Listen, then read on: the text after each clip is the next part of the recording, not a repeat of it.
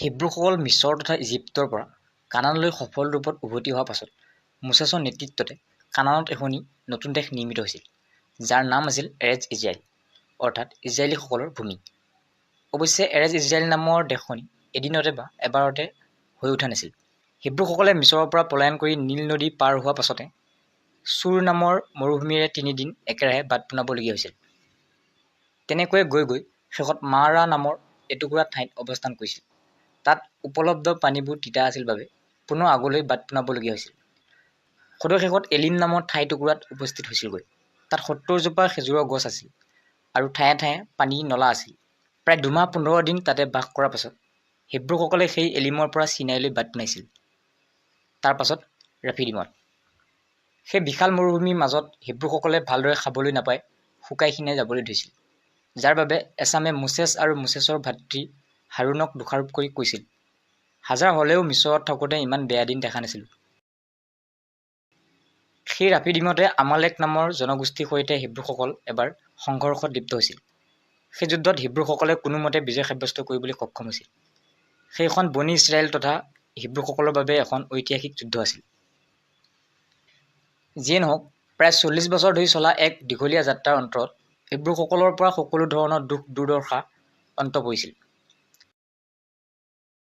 হিব্ৰুসকলে চিনাই নামৰ অঞ্চলটোৰ পৰা ফালৰি কাটি লাহে লাহে কানানত থিতাপি ল'বলৈ ধৰিছিল। তাৰ পাছত লাহে লাহে কানানৰ থলুৱা লোকসকলৰ ওপৰত উচ্ছেদ চলাবলৈ আৰম্ভ কৰিছিল। সেই সময়ছোৱাত কানানত বাস কৰা থলুৱা জনগোষ্ঠীসমূহ আছিল ক্ৰমে কানানীয়, এমৰিতীয়, হিটিতীয়, হিভিতীয় আদি। এছাম ইতিহাসবিদৰ মতে হিব্ৰুসকলে যি সময়ত কানানত খোপনি পুতিবলৈ লৈছিল, একেখিনি সময়তে পেলেষ্টিয়াসকলে গ্ৰীকৰ পৰা আহি গাজা নামৰ অঞ্চলটিত থিতাপি লৈছিল। হয়, সেইখনেই গাজা, যি বাইবেলতো গাজা বুলিয়ে উল্লেখ পোৱা যায়। আনহাতে আন এছাম ইতিহাসবিদৰ মতে পেলেষ্টিয়া বা পেলেষ্টাইন হৈছে আন থলুৱা জনগোষ্ঠীসমূহৰ ভিতৰত এটা। বাইবেলত উল্লেখিত তথ্যমতে পেলেষ্টিয়াসকল হৈছে মাজৰাইম অৰ্থাৎ মিছৰ আৰু কাছলুহিম নামৰ 2টা বংশৰ লোক। বাইবেলৰ মতে মাজৰাইম অৰ্থাৎ মিছৰ আৰু কাছলুহিম হৈছে নোহৰ পুত্ৰ হামৰ বংশৰ পৰা উদয় হোৱা এটি বংশ। পেলেষ্টিয়া তথা পেলেষ্টাইনীসকলৰ উৎপত্তিক লৈ বহু ধৰণৰ মতানৈক্য দেখিবলৈ পোৱা যায়। এছাম বিশেষজ্ঞৰ মতে পেলেষ্টাইনীসকল ছৌদি আৰবৰ গাতে লাগি থকা য়েমেন দেশৰ পৰা অহা লোক। যিয়ে নহওক, বাইবেলৰ মতে বৰ্তমানে ইজৰাইল বা পেলেষ্টাইন ৰূপে পৰিচিত এই অংশটোত পোনপ্ৰথমবাৰৰ বাবে নোহৰ নাতি তথা হামৰ পুত্ৰ কানান আৰু তেখেতৰ বংশধৰে বাস কৰিবলৈ আৰম্ভ কৰিছিল। সেই কানান নামটোৰ পৰাই অঞ্চলটোৰ নাম কানান হৈ পৰিছিল। হিব্ৰুসকলে সেই কানান দেশখন দখল কৰাৰ পাছতে তাৰ নাম এৰেজ ইজৰাইল হৈ পৰিছিল। সেই এৰেজ ইজৰাইল জেকবৰ 12টি সন্তান অনুসৰিয়ে মুঠ 12টা অঞ্চলত বিভক্ত আছিল। পুনৰ উল্লেখ কৰাৰ প্ৰয়োজন নাই, হিব্ৰুসকল আছিল একেশ্বৰবাদী। আনহাতে কানানৰ থলুৱা লোকসকলৰ বেছিভাগেই আছিল মূৰ্তিপূজক। সেইবাবে সেই মূৰ্তিপূজক কানানীসকলৰ ওপৰত চলোৱা উচ্ছেদ অভিযানক ঈশ্বৰৰ আদেশ ৰূপেহে বিবেচনা কৰা হৈছিল। হিব্ৰুসকলৰ মতে হিব্ৰুসকলৰ ঈশ্বৰ এহুৱাই এবাৰ প্ৰফেট আব্ৰাহামৰ বাবে সেই কানানতে এটুকুৰা ঠাই প্ৰতিশ্ৰুতি কৰি থৈ গৈছিল। সেই প্ৰতিশ্ৰুতি পুনৰ প্ৰফেট মোচেছৰ দিনত প্ৰভু এহুৱাই কৰি গৈছিল। সেইবাবে সেই অঞ্চলটোক প্ৰমিছ লেণ্ড বুলিও কোৱা হয়।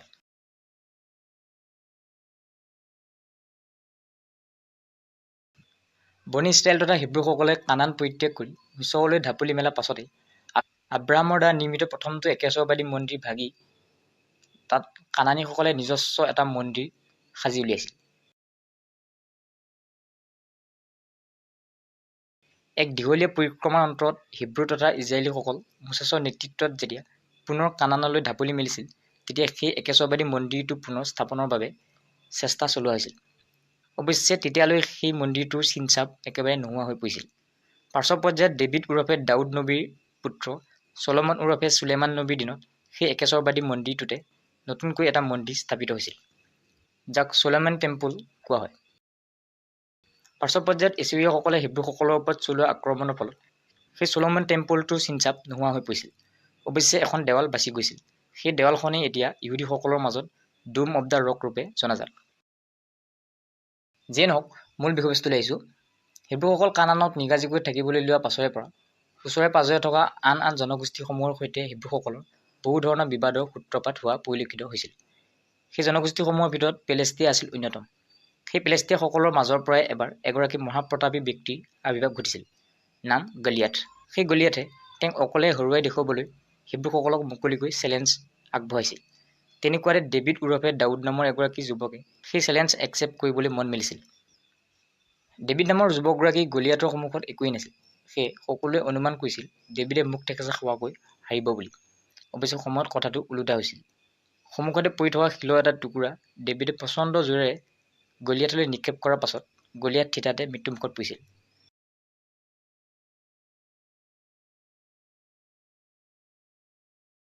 চৰ্তমতে পাছত হিব্ৰুসকলে বিজয় বৰণ কৰিবলৈ সক্ষম হৈছিল।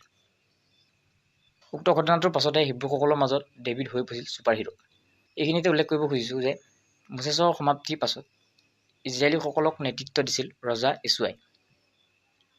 ৰজা য়েচুৱাৰ সমাপ্তিৰ পাছত নেতৃত্ব দিছিল ৰজা চৌলে।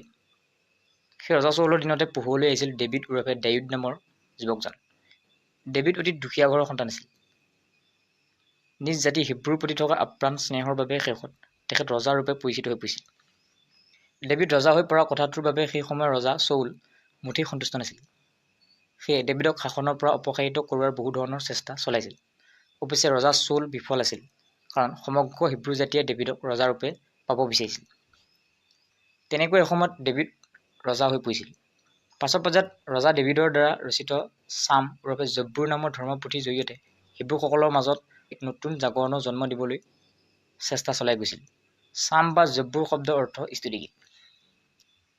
বাইবেল বৰ্ণিত তথ্যমতে ৰজা হৈ থাকোঁতে এবাৰ এগৰাকী পৰস্ত্ৰীৰ সৈতে ডেভিডে অবৈধ সম্পৰ্ক স্থাপন কৰিছিল। হিব্ৰুসকলৰ ধৰ্মীয় বিধান মতে পৰস্ত্ৰীৰ সৈতে অবৈধ সম্পৰ্ক ৰখাটো মহাপাপ। সেই মহাপাপৰ বলি হোৱাৰ বাবে পাছত ডেভিডক ৰজা আসনৰ পৰা বহিষ্কাৰ কৰোৱা হৈছিল। যিয়ে নহওক ডেভিডৰ পাছতে শাসনলৈ আহিছিল ডেভিডৰ পুত্ৰ চলোমন। প্ৰফেট আব্ৰাহামৰ দ্বাৰা নিৰ্মিত পূৰ্বৰ সেই একেশ্বৰবাদী মন্দিৰটো পুনৰ নিৰ্মাণৰ কামটো যদিও ডেভিডৰ এটা সপোন আছিল, অৱশ্যে সেয়া সম্পূৰ্ণ হৈ উঠিছিল পুত্ৰ চলোমনৰ দিনতে। চলোমনৰ শাসন অন্ত পৰাৰ লগে লগে হিব্ৰুসকলৰ মাজত দেখা দিয়া অৰাজকতাৰ ভৰপূৰ সুযোগ আদায় কৰিবলৈ গৈ 734 খ্ৰীষ্টপূৰ্ব অৰ্থাৎ চলোমনৰ মৃত্যুৰ প্ৰায় 200 বছৰৰ পাছত এছিয়সকলে হিব্ৰুসকলৰ ওপৰত আক্ৰমণ চলাইছিল। বৰ্তমানে তুৰ্কী আৰু চিৰিয়াত অৱস্থিত এটা জাতিৰ নামেই আছিল এছিৰিয়। এই এছিৰিয় সৈন্যৰ আক্ৰমণত সমগ্ৰ জুদা সাম্ৰাজ্য তছনছ হৈ পৰিছিল। তাৰ পাছত সেই এছিৰিয় সৈন্যসকলে হিব্ৰুসকলৰ মাজৰ পৰা যাক যেনেকৈ পাইছিল ধৰি বান্ধি দূৰৱৰ্তী ঠাইত থৈ আহিছিল, যাতে পুনৰ একগোট হ'ব নোৱাৰে। অৱশ্যে পাকে প্ৰকাৰে বিন্যামিন আৰু য়েহুদা নামৰ দুটা হিব্ৰু জনগোষ্ঠী জেৰুচালেমত লুকাই চুৰ কৰি বাচি গৈছিল। সেই দুটা জনগোষ্ঠী একগোট হৈ পাছত গঠন হোৱা নতুন জাতিটোৰ নামেই আছিল ইহুদী।